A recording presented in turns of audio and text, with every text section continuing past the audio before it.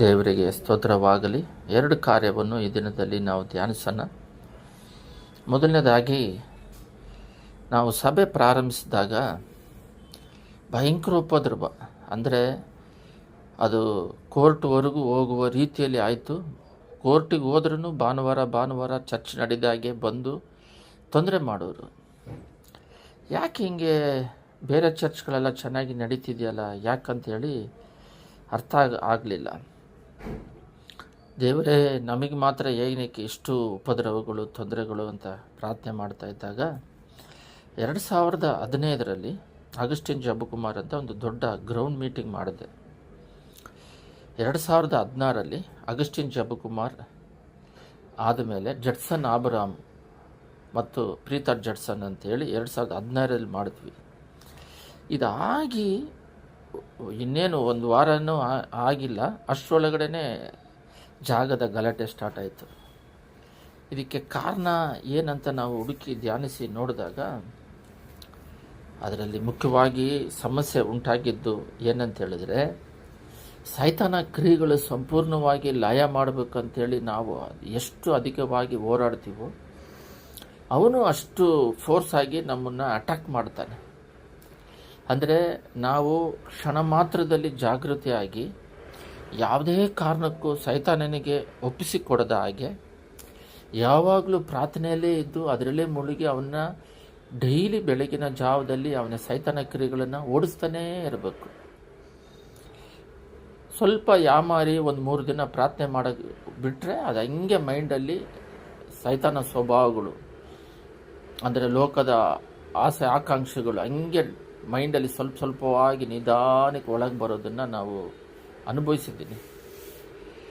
ಆ ರೀತಿ ಆ ನಿಧಾನಕ್ಕೆ ಬರ್ತಿರ್ಬೇಕಾದ್ರೆ ನಾವು ಹಂಗೆ ಬಿಟ್ಟುಬಿಟ್ರೆ ಯಾವಾಗಲೂ ಲೋಕದಲ್ಲಿರ್ತೀವಿ, ಆದರೆ ಕ್ರೈಸ್ತರು ರಿಲಿಜಿಯಸ್ ಕ್ರಿಶ್ಚಿಯನ್ ಆಗಿ ಕ್ರೈಸ್ತರು ಅಂತಿರ್ತೀವಿ.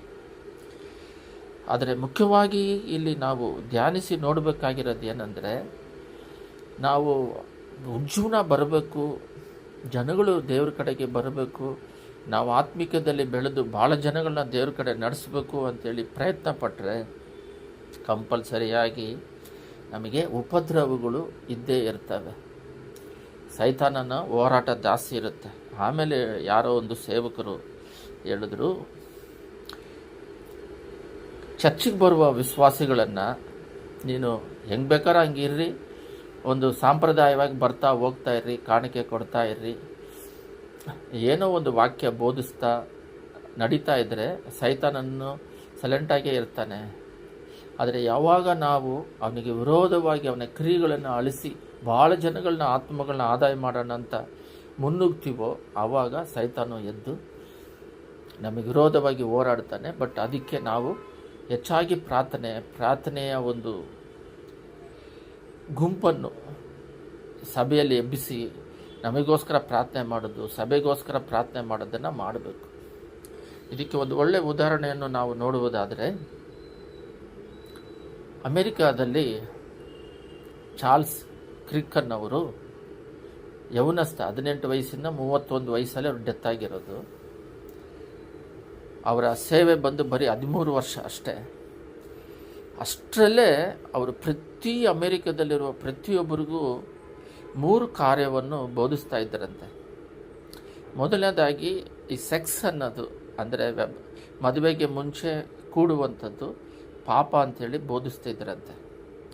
ಎರಡನೇದಾಗಿ ಅದು ಲೆಸ್ಬಿಯನ್ ಅಂತ ಹೇಳ್ತೀವಿ, ಅದೇ ಗಂಡು ಹೆಣ್ಣು ಮದುವೆ ಮಾಡೋದನ್ನು ಭಯಂಕರವಾಗಿ ಎದುರಿಸ್ತಾ ಇದ್ದರಂತೆ. ಮೂರನೇದಾಗಿ ಅಬಾರ್ಷನ್ ಮಾಡೋದು ಒಂದು ಕೊಲೆ ಮಾಡುವ ರೀತಿಯಲ್ಲಿ ಅಂತೇಳಿ ಅವರು ಅದನ್ನು ಭಯಂಕರವಾಗಿ ಅಪೋಸಿಸ್ ಮಾಡ್ತಾಯಿದ್ರು. ಈ ರೀತಿಯಾಗಿ ಅವರು ತನ್ನನ್ನು ಯೇಸುವಿನ ನಾಮದಲ್ಲಿ ಪ್ರತಿ ಕಾಲೇಜುಗಳಿಗೆ ಹೋಗಿ ಅವರು ಒಂದು ಗುಂಪನ್ನು ಸೇರಿಸ್ಕೊಂಡು 3000 ಅದಕ್ಕೆ ಮೇಲೆ ಅವರು ಏನೇ ಪ್ರಶ್ನೆ ಕೇಳಿದ್ರು ಸಮಾಧಾನವಾಗಿ ಉತ್ತರ ಹೇಳ್ತಾ ಇದ್ದರಂತೆ ಯೌವನಸ್ಥರುಗಳು. ಇದು ಮಾಡ್ತಾ ಇರೋದರಿಂದ ಇದರಲ್ಲಿ ಒಂದು ಒಳ್ಳೆಯ ಉದಾಹರಣೆಯನ್ನು ನಾವು ನೋಡ್ಬೋದು.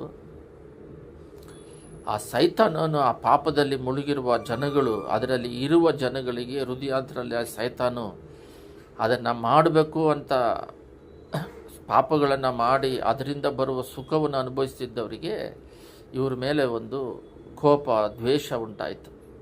ಅದರಿಂದ ಅವರನ್ನು ಶೂಟ್ ಮಾಡಿದ್ರು.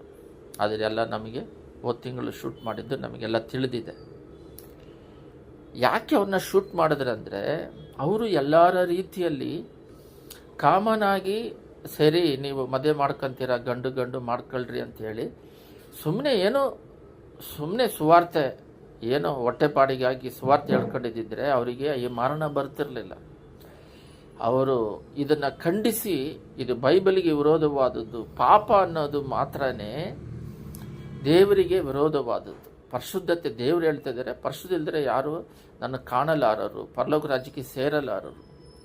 ಅಂದರೆ ಪರಿಶುದ್ಧ ಮೇಲೆ ಪರಿಶುದ್ಧ ಆಗ್ರಿ ಅಂತಲೇ ಬೋಧಿಸ್ತಿದ್ದಾರೆ ಹೊರತು ದೇವರು ಯಾವಾಗಲೂ ಪಾಪಕ್ಕೆ ಸೈತಾನ್ ಸಂಬಂಧಪಟ್ಟವನು. ಆದರೆ ಈಗಿನ ಕಾಲದಲ್ಲಿ ಪಾಪದಲ್ಲೂ ಇದ್ಕೊಂಡು ಇಲ್ಲ ದೇವರು ಕ್ಷಮಿಸ್ತಾರೆ ಅಂತಾರೆ. ಅಂದರೆ ಬೇಕಂತ ಮಾಡೋದು, ಮಾಡದೇ ಇರೋದು ವ್ಯತ್ಯಾಸಗಳಿದೆ. ಮನಸ್ಸಾಕ್ಷಿ ಮಾತಾಡುವಂಥದ್ದಿದೆ. ಪಾಪದಿಂದ ಬಿಡುಗಡೆ ಆದಮೇಲೆ ಬೇಕೆಂದು ಪಾಪ ಮಾಡಿದ್ರೆ ರಕ್ತ ಯೇಸ್ವಾಮಿಯನ್ನು ಮತ್ತೆ ಸಿಲುಬೆಯಲ್ಲಿ ಹಾಕಿದೆ ಅಂತ ಭಾಳ ವಾಕ್ಯಗಳಿದ್ದಾವೆ. ಕಡೆವರೆಗೂ ನಿಲ್ಲುವನೇ ರಕ್ಷಣೆ ಹೊಂದುವನಂತ. ಈ ರೀತಿಯಾಗಿ ಅವರನ್ನು ಕೊಂದರು. ಇದು ಬೈಬಲಲ್ಲಿ ಮತ್ತಾಯ 24:9 ನಾವು ಓದಿದಾಗ, ಆಗ ನಿಮ್ಮನ್ನು ಉಪದ್ರವಕ್ಕೆ ಒಪ್ಪಿಸಿ ಕೊಲ್ಲುವರು, ನನ್ನ ಹೆಸರಿನ ನಿಮ್ಮಂತ ನಿಮ್ಮನ್ನು ಎಲ್ಲ ಜನಾಂಗದವರು ಹಗೆ ಮಾಡುವರು. ಏನಕ್ಕೆ ಹಗೆ ಮಾಡಿದ್ರು? ಚಾರ್ಲ್ಸ್ ಕ್ರಿಕ್ಕನ್ನ ಏನಕ್ಕೆ ಹಗೆ ಮಾಡಿದ್ರು ಅಂದರೆ, ಅವರು ಒಳ್ಳೆಯವರಾಗಿರೋದಕ್ಕೆ. ಅವರು ಒಳ್ಳೆ ಮನುಷ್ಯನಾಗಿ ಪಾಪ ಮಾಡಿ ಎಲ್ಲರೂ ನರಕಕ್ಕೆ ಹೋಗ್ತಾ ಇದ್ದಾರೆ. ಪಾಪದಿಂದ ವೇದನೆ, ದುಃಖ ಆವರಿಸಿರುತ್ತೆ. ಪಾಪದಿಂದ ಕ್ಷಣಿಕವಾದ ಕ್ಷಮಕ್ಕೆ 5 ನಿಮಿಷಕ್ಕೆ ಸುಖ ಸಿಗುತ್ತೆ.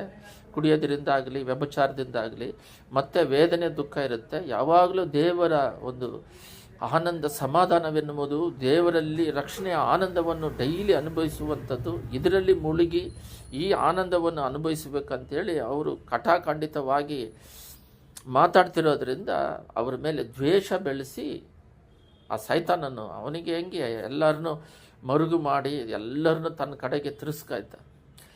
ಇಂಗ್ಲೆಂಡು ಅಮೇರಿಕಾ ಬಿದ್ದೋಗೋದಕ್ಕೆ ಮುಖ್ಯ ಕಾರಣ ಏನಂದರೆ, ಇಂಗ್ಲೆಂಡ್ನ ದೇವರು ಮೇಲಕ್ಕೆ ತಂದು ನಿಂದಿರಿಸಿದ್ರು. ಆ ಕಾಲದಲ್ಲಿ ಮಿಷನರಿಗಳು ಎಲ್ಲ ದೇಶಕ್ಕೆ ಹೋಗಿರೋದು ಇಂಗ್ಲೆಂಡ್ ಅಮೇರಿಕಾದಿಂದನೇ ಅಧಿಕವಾಗಿ ಹೋಗಿರೋದು.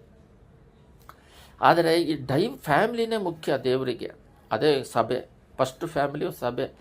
ಅದು ಒಂದು ಸಭೆಯಲ್ಲಿ ಇನ್ನೊಂದು ಕುಟುಂಬವಾಗಿ ಬಂದಾಗ ಆ ಫ್ಯಾಮಿಲಿ ಅನ್ನೋ ಕುಟುಂಬ ಹೋಗಿ ಸಭೆ ಅನ್ನೋದು ಹೋಗಿ 2 ಕುಟುಂಬದಾಗ ಸಭೆಯಾಗಿ ಮಾರ್ಪಡುತ್ತೆ. ಗುಂಪಾಗಿ ಸಭೆಗಳು ಬಂದರೆ ದೇವರು ಮುಖ್ಯವಾಗಿ ಕುಟುಂಬವನ್ನು ಪರಿಶುದ್ಧವಾದ ಕುಟುಂಬವಾಗಿ, ನೋವನ ಕುಟುಂಬವನ್ನು ರಕ್ಷಣೆ ಮಾಡ್ಕೊಳ್ದಂಗೆ ಎಲ್ಲ ನಿತ್ಯ ರಾಜ್ಯಕ್ಕೆ ಬರಬೇಕನ್ನೋದೇ ಅವ್ರ ಪ್ಲ್ಯಾನ್.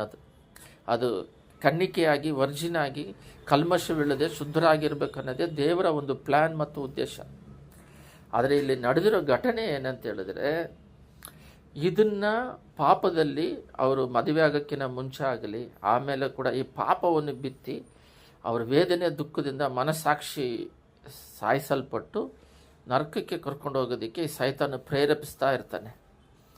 ಈ ಅಮೇರಿಕಾದಲ್ಲಿ, ಇಂಗ್ಲೆಂಡಲ್ಲಿ ಏನಾಯ್ತಂದರೆ, ಈ ಡೈವರ್ಸ್ ಅನ್ನೋದು ಮೇನ್ ಫ್ಯಾಮಿಲಿ ಅಲ್ಲ. ಈ ಡೈವರ್ಸ್ ಅನ್ನೋದು ಇಮಿಡಿಯೇಟಾಗಿ 5 ನಿಮಿಷದಲ್ಲಿ ಕೊಡುವ ಪದ್ಧತಿ, ಅಂದರೆ ರೂಲ್ಸ್ ಅನ್ನು ತಂದರು.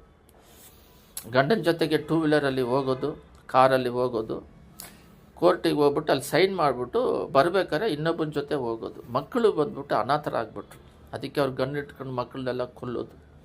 ಇದರಲ್ಲಿ ಯಾವ ಮಕ್ಕಳು ಯಾರು ಏನಂತಲ್ಲ, ಇವರ ಒಂದು ಕ್ಷಣಿಕವಾದ ಆಶೀರ್ವಾದಕ್ಕಾಗಿ ಕುಟುಂಬ ಒಡೆದೋಯ್ತು. ಕುಟುಂಬ ಒಡೆದ ಮೇಲೆ ಸ್ಪಿರಿಚುವಲ್ ಒಡೆದೋಯ್ತು. ಮುಸ್ಲಿಮ್ಗಳು ಅಧಿಕವಾದರು.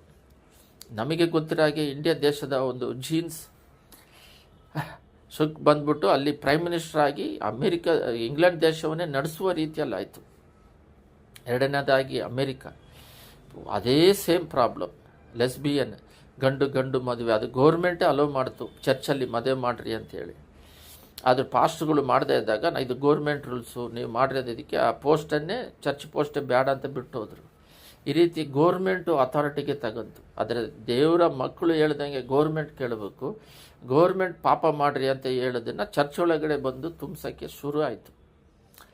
ಇನ್ನೇನೋ ಜಸ್ಟು ಇಂಡಿಯಾ ದೇಶದ ಒಂದು genes Kamala Harris prime minister ಆಗಿ ಅಂದರೆ ಪ್ರೆಸಿಡೆಂಟ್ ಆಗಿ ಅಮೆರಿಕ ಬರಬೇಕಂದ್ರೆ ಟ್ರಂಪ್ ಬಂದರು, ಆ ಲೆಸ್ಬಿಯನನ್ನು ನಿರ್ಮೂಲ ಮಾಡಿದ್ರು. ಇಲ್ಲದೆ ಹೋಗಿದ್ದರೆ ಈಗ ಆ ಚಾರ್ಲ್ಸ್ ಕ್ರಿಕ್ಕನ್ನು ಕೊಲೆ ಮಾಡಿರೋದ್ರಿಂದ ಅಷ್ಟೋ ಜನಗಳು ಯವನಸ್ಥರುಗಳು ಓಹೋ ಅಂತೇಳಿ ದೇವ್ರ ಕಡೆಗೆ ಬರ್ತಾ ಇದ್ದಾರಂತೆ. ಅಂದರೆ ಸಮಾಧಾನ ಇಲ್ಲ, ನೆಮ್ಮದಿ ಇಲ್ಲ, ಶಾಂತಿ ಇಲ್ಲ. ಅದರಿಂದ ದೇವರ ನಿಮಿತ್ತ ಅವರ ರಕ್ತ ಸಾಕ್ಷಿಯಾಗಿ ಪ್ರಾಣ ಕೊಟ್ಟರು. ಅವರು ಬಂದು ಪಾಪ ಮಾಡಿ ಅಲ್ಲ, ಅವರು ದೇವರಲ್ಲಿದ್ದು ಬೇರೆಯವ್ರನ್ನ ದೇವ್ರ ಕಡೆ ನಡೆಸಿದ್ರು. ಎಷ್ಟೋ ಯವನಸ್ಥರು ಪಾಪಗಳು ಮಾಡಿ ಶಾಪದಲ್ಲಿ ಬಿದ್ದು ನರಕಕ್ಕೆ ಹೋಗ್ತಿದ್ದಾರೆ ಅಂಥೇಳಿ.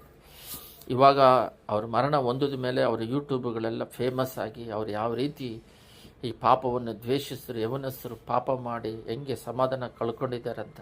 ಅವ್ರ ಹೆಂಡತಿ ಕೂಡ ಅವ್ರ ಗಂಡನ್ನು ಕೊಂದವ್ರನ್ನ ಕೂಡ ಕ್ಷಮಿಸಿಬಿಡ್ತು. ಇವಾಗ ಟ್ರಂಪ್ ಎಲ್ಲ ದೇಶದಲ್ಲಿರುವ ಅಲ್ಲಿದೆ ಅಮೇರಿಕ ದೇಶದಲ್ಲಿರೋ ಎಲ್ಲ ಸೇವಕರನ್ನ ಕರೆಸಿ ಒಟ್ಟಾಗಿ ಸೇರಿ ಅಮೇರಿಕಕ್ಕೋಸ್ಕರ ಪ್ರೇಯರ್ ಮಾಡಿರಿ ಅಂತ ಇಟ್ಟರು. ಚಾರ್ಲ್ಸ್ ಕ್ರಿಕ್ ಅವರ ಒಂದು ಪ್ರೇಯರನ್ನು ಏರ್ಪಡಿಸಬೇಕಾದ್ರೆ ಈ ರೀತಿಯಾಗಿ ಒಂದು ಉಜ್ಜುವನ ಲೈಟಾಗಿ ಬರ್ತಾ ಇದೆ. ಇವಾಗ ಕಮ್ ಬ್ಯಾಕ್ ಟು ಕ್ರಿಶ್ಚಿಯನ್ ಅಂತ ಇಂಗ್ಲೆಂಡಲ್ಲಿ ಅಮೇರಿಕದಲ್ಲಿ ನಡೀತಾ ಇದೆ. ಅದೇ ರೀತಿ ನಾವು ಕೂಡ ಆತ್ಮಿಕದಲ್ಲಿ ಹಿಂತಿರುಗಿ ಬರಬೇಕಾಗಿ ನಾವು ಏಕೆ ಚರ್ಚ್ಗಳಲ್ಲೆಲ್ಲ ಎಷ್ಟು ಹೋರಾಟಗಳಂತ ಹೇಳಿದ್ರೆ, ಬೇರೆ ಚರ್ಚ್ಗಳಲ್ಲಂದರೆ ನಾವು ಸೈತಾನಿಗೆ ವಿರೋಧವಾಗಿ ಎದ್ದಾಗ ಅವನು ನಮ್ಮನ್ನು ಅಳಿಸಿಬಿಟ್ರೆ ಮತ್ತು ಯಾರು ದೇವ್ರ ಕಡೆಗೆ ಬರದೇ ಇರೋದಕ್ಕೆ ಅವನು ಪ್ರಯತ್ನ ಪಡಲ್ಲ ಅಂಥೇಳಿ ಅವನ ಒಂದು ಉದ್ದೇಶ. ಬಟ್ ಒಬ್ಬರನ್ನ ಕೊಂದರೆ ಒಂದು 10 ಜನ 20 ಜನ ಎದ್ದೇಳ್ತಾರೆ, 1000 ಜನ 100 ಜನ ಎದ್ದೇಳ್ತಾರೆ ಅಂತ ವಾಕ್ಯ ಭಾಗ ಹೇಳುತ್ತೆ. ಅದರಿಂದ ನಾವು ಪ್ರಾರ್ಥನೆ ಮಾಡೋಣ. ಸ್ತುತಿಮಧ್ಯದಲ್ಲಿ ನಿವಾಸ ಮಾಡುವ ಪರಲೋಕ ತಂದೆಯೇ, ಚಾರ್ಲ್ಸ್ ಕ್ರಿಕ್ ಅವರನ್ನು ಒಳ್ಳೆತನದಿಂದ ತಂದೆ ಅವರು ಯೇಸುವಿನ ನಿಮಿತ್ತವಾಗಿ ಅವ್ರನ್ನ ಕೊಂದರು. ಅವರೇನು ಪಾಪ ಮಾಡಿಲ್ಲ. ಪಾಪ ಮಾಡೋರನ್ನ ಬಿಡುಗಡೆ ಮಾಡುವ ಸೇವೆ ಮಾಡ್ತಾಯಿದ್ರು. ಅದೇ ರೀತಿ ತಂದೆ ಒಳ್ಳೆಯವರಾಗಿ ದೇವರ ಸುವಾರ್ತೆ ಹರಡ್ತಾ ಇದ್ದಾಗ ಸೈತಾನಿಗೆ ಇಡಿಸೋದಿಲ್ಲ.